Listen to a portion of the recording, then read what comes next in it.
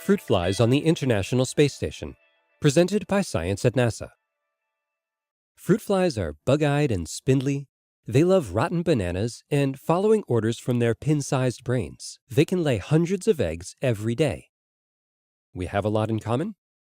Genetically speaking, people and fruit flies are surprisingly alike, explains biologist Sharmila Bhattacharya of NASA's Ames Research Center. About 77% of known human disease genes have a recognizable match in the genetic code of fruit flies, and 50% of fly protein sequences have mammalian analogs. That's why fruit flies, known to scientists as Drosophila melanogaster, are commonplace in genetic research labs. They can be good substitutes for people. They reproduce quickly, so many generations can be studied in a short time, and their genome has been completely mapped. Drosophila is being used as a genetic model for several human diseases, including Parkinson's and Huntington's.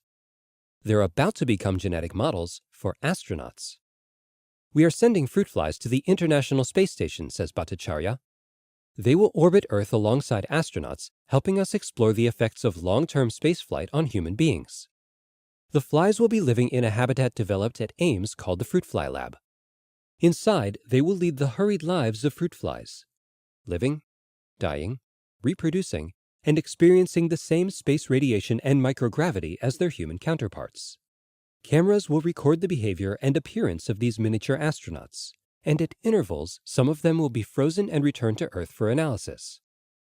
Although fruit flies are bug-eyed and funny-looking, this is serious work recommended by the National Research Council itself. In a recent decadal survey, the Council noted that model systems offer increasingly valuable insight into basic biology, and they called for an organized effort to identify common changes in gene expression among key model systems in space. The Fruit Fly Lab will allow us to look into a variety of questions such as the effect of spaceflight on aging, cardiovascular fitness, sleep, stress, and much more, she says. Bhattacharya's personal interest is the immune system. It has long been known that astronauts' ability to resist disease is weakened in space. Turns out, the same thing happens to fruit flies. We sent Drosophila to Earth orbit onboard Space Shuttle Discovery in 2006, and they all experienced a decrement in immune function, says Bhattacharya. The shuttle flight was relatively brief, only 13 days, but astronauts traveling to Mars and other distant places will be in space much longer.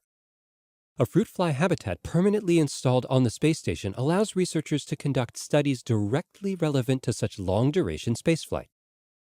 Immune system studies of human astronauts can be tricky because every astronaut has his or own idiosyncratic genetic code. What's nice about the flies we send up is that they are all genetically identical, notes Bhattacharya.